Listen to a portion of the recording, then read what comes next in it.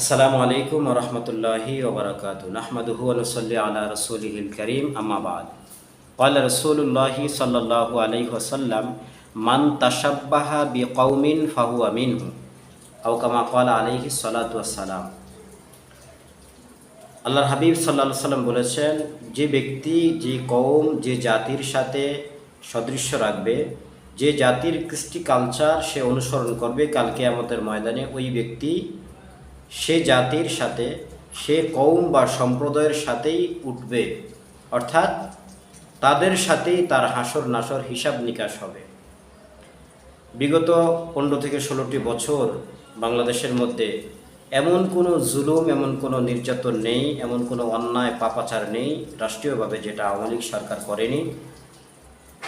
মানুষেরকে মিথ্যা মামলা দিয়ে বছরকে বছর কারাবন্দি করে রাখা, খুন করা, গুম করা, পিলখানার হত্যাকাণ্ড, শিক্ষা প্রতিষ্ঠানকে ধ্বংস করে দেওয়া, সামগ্রিকভাবে একটা রাষ্ট্রের কাছে ওই দেশের জনগণ যা পায় তার ন্যূনতম অধিকারও আওয়ামী সরকার এই দেশের জনগণের ন্যূনতম অধিকারও আদায় করতে পারেনি বা আদায় করেনি, আদায় করতে তারা ব্যর্থ হয়েছে। আওয়ামী লীগের প্রতিটি এমপি, মন্ত্রী, চেয়ারম্যান সহ প্রতিটি নেতাই ছিল জালেম, অত্যাচারী, জুলুমকারী, ভূমি দখলকারী, সম্পদ আত্মসাৎকারী, বিদেশে টাকা পাচারকারী। তো যাই হোক, আল্লাহ রাব্বুল আলামিনের দরবারে অসংখ্য শুকরিয়া যে তিনি আমাদেরকে এই জালেমের হাত থেকে নিষ্কৃতি দান করছেন, মুক্তি দান করেছেন। তো জালেমের হাত থেকে মুক্তি পেতে আল্লাহ রাব্বুল আলামিনের অনুগ্রহ এবং যাদের বাস্তবে বেশি অবদান ছিল সেটা হলো তাওহীদি ছাত্র জনতা, এবং তাদের সাথে শুরু থেকে শেষ পর্যন্ত জড়িত ছিলেন ইসলামী আন্দোলন বাংলাদেশের লোকেরা। শাইখে চরমনের নেতৃত্বে তাদের সমর্থনে যত ছাত্র আছে বা মুজাহিদ ভাইরা আছে তারা ছিলেন। আল্লাহ তাআলা ছাত্র জনতা এবং ইসলামী আন্দোলন বাংলাদেশ সহ আরও যারাই জড়িত ছিল সকলকে যাচাই খয়ের দান করব। তো যাই হোক, তো ইসলামী আন্দোলনের ভূমিকা ছিল উল্লেখযোগ্য ভূমিকা, অথচ এখন তাদের এই বিষয়ে আলোচনা বা ততটা মাতামাতি দেখিনি যতটা মাতামাতি যাদের উল্লেখযোগ্য কোনো ভূমিকা ছিল না তারা করতেছে। যেমন জামাত, শিবির, অনেকেই বলে জামাত ইসলাম, আমি এটাকে ইসলাম বলি না, কারণ এদের মধ্যে ইসলামের কিছুই নেই। এরা শুধুমাত্র ইসলামের লঘু ব্যবহার করে। এরা নামেই ইসলাম, মানে ইসলামের নামটা এরা এদের সাথে জামাতের সাথে জড়িত করেছে এই জন্য, যাতে করে ইসলামের নাম ব্যবহার করে এরা এদের যাবতীয় কুমতলবগুলো, যাবতীয় কাজ যাতে করে এরা ইসলামের ব্যানারে করতে পারে, এই জন্যই মূলত এরা ইসলাম বলে। মূলত এরা ইসলামিক দল না। তো এই জামাত শিবিরের আমির সে বলেছে সাধারণ ক্ষমা। তো সাধারণ ক্ষমা করা শেখে, যখন এই নিয়ে সে বিতর্ক হলো তখন সে পল্টি দিল। যেমন 96তে জামাত আওয়ামী লীগের সাথে ছিল, এরপরে সেখানে সুবিধা পায়নি, সিট পায়নি, এই জন্য পরবর্তীতে আবার বিএনপির সাথে যোগ দিয়েছে। মানে এদের মজ্জাগত জন্মগত স্বভাবই হচ্ছে পল্টি দেওয়া। যেখানেই এদের স্বার্থ না আছে সেখানে তারা আছে। এদের স্বার্থের মধ্যে যদি সামান্য পরিমাণ, কিঞ্চিত পরিমাণ ব্যাঘাত ঘটে, বাস সাথে সাথেই এরা পল্টি নেবে।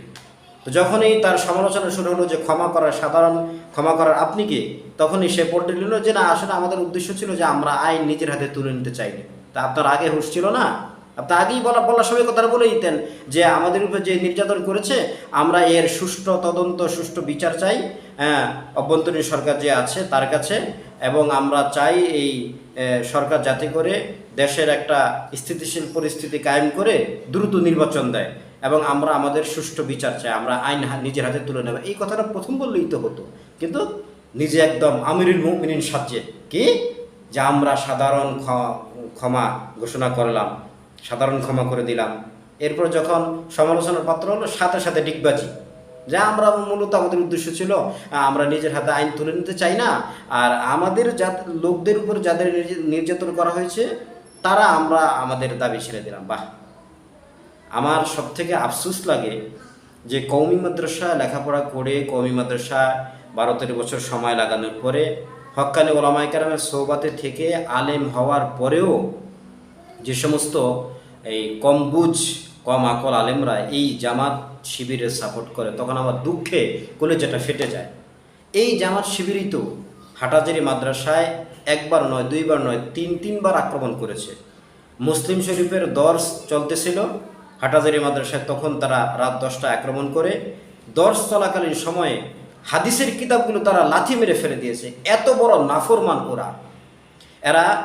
এদের যে প্রতিষ্ঠাতা মৌদুদী, সে আল্লাহর ভুল ধরেছে, নবীদের ভুল ধরেছে, বলতেছেন নবীরা নাকি দাওয়াত দিতে গিয়ে ভুল করেছেন, সাহাবায়ে কেরামের সমালোচনা করে সাহাবায়ে কেরামের সত্যের মাপকাঠি না, আরও কত কত ফিতনা তাদের মাঝে।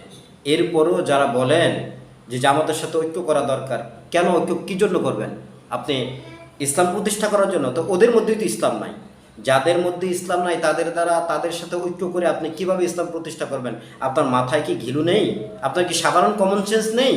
আপনি একজন আলেম হয়ে, কওমি আলেম হয়ে, আপনি একজন হক্কানি আলেমের সোহবাতে থেকে, হক্কানি আলেমের কাছে হাদিস কোরআন পড়ে কিভাবে এই ভ্রান্ত দলের সাপোর্ট করতে পারেন?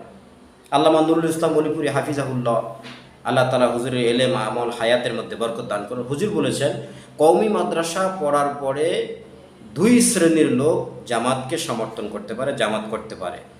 এক, যে কওমি মাদ্রাসা থেকে ফুল্লিপুল, মানে কওমি মাদ্রাসার পূর্ণ আলেম হয়নি, কয়েক ক্লাস পড়েছে, দাওরা হাদিস তাকমিল সম্পন্ন করেনি, এই জামাত করতে পারে এই লোক।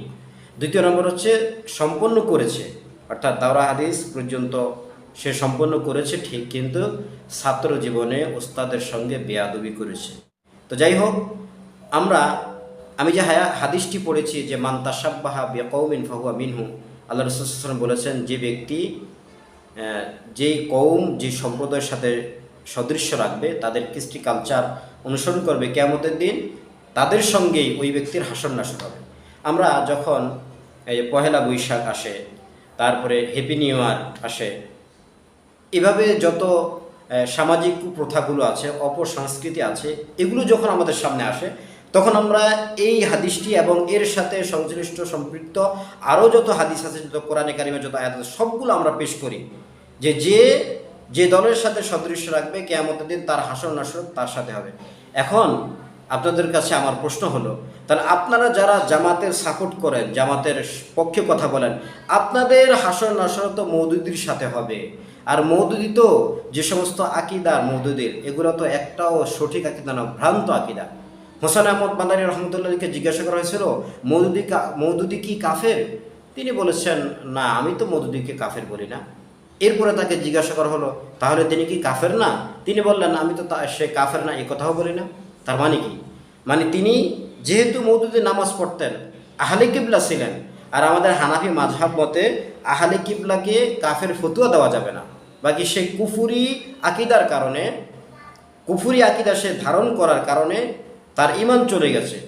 বাকি যেহেতু সে নামাজ পড়ে এবং সে আহলে কিবলা, মুসলমানদের জবাইকৃত পশু খায়, প্রাণী খায়, ভক্ষণ করে, এবং সে কাবাকে কেবলা মানে, এই জন্য আমরা ফতুয়ার দৃষ্টিতে তাকে কাফের ফতুয়া দেয় না। এরকম অনেক মানুষ আছে যে কাফের ফতুয়া দেওয়া যাবে না, কিন্তু প্রকৃতপক্ষে তার কথা কাজের কারণে সে কাফের হয়ে গেছে।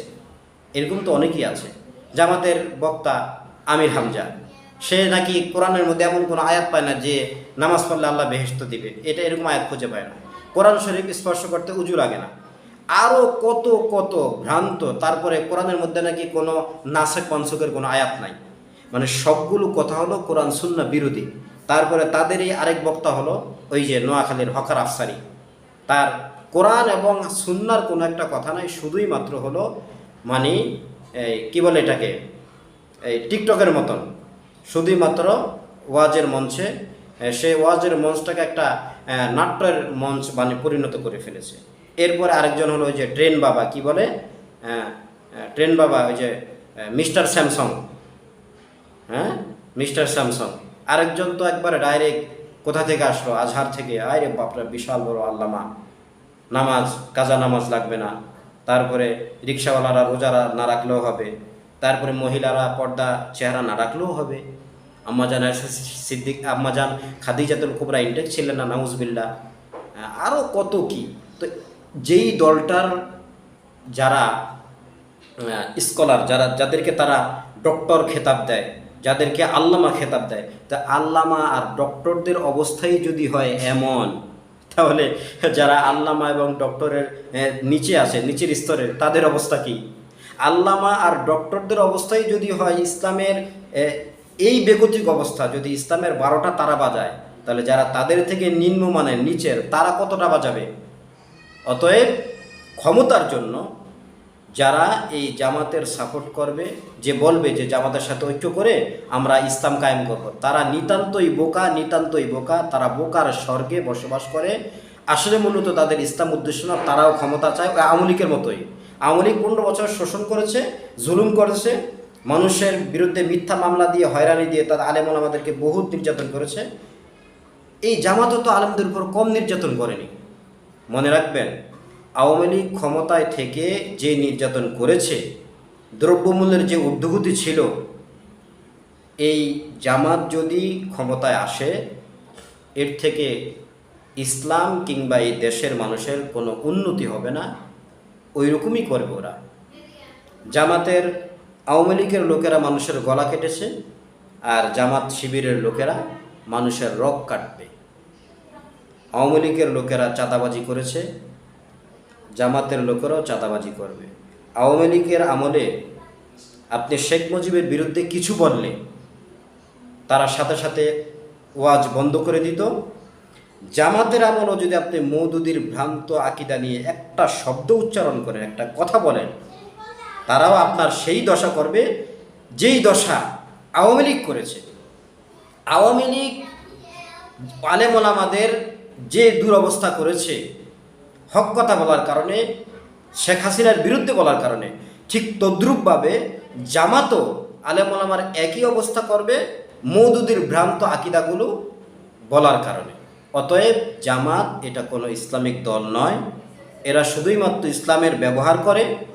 আপনারা যারা ইসলামের নাম, মানে ইসলামকে খেলাফত, ইসলামকে রাষ্ট্রীয়ভাবে আনতে চান, যে আমরা খেলাফত প্রতিষ্ঠা করবো বা রাষ্ট্রটা ইসলামিক রাষ্ট্র, এটা যারা চান, তারা ভুলেও জামাতের কথা বলবেন না।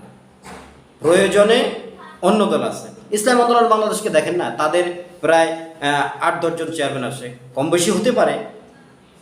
একজন চেয়ারম্যানের বিরুদ্ধে একটা টাকার কোনো অভিযোগ নেই। কত সুন্দরভাবে তারা তাদের ইউনিয়ন পরিচালনা করতেছে। তারা এই সেশনের, আগের সেশনে 300 আসনের সিট দিয়েছে।